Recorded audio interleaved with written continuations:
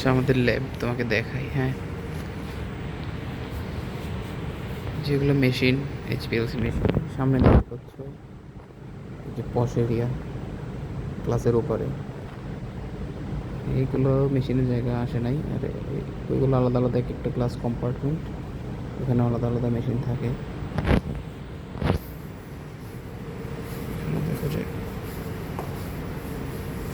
এগুলো এক একটা কম্পার্টমেন্ট, এক এক জিনিসপত্র রাখা আছে। ব্যালেন্স, ফ্রিজ, এগুলোতে আমরা বসি আর ওইগুলোতে কাজ করি, কেমিক্যাল নিয়ে ওই পাশে।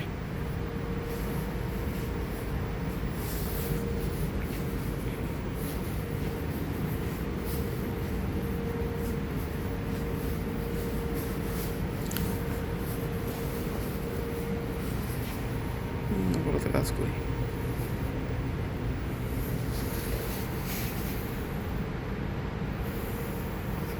আর এটা হচ্ছে এন্ট্রেন্স, এদিক দিয়ে ঢুকি। এই যে বাইরে আলো দেখা যাচ্ছে।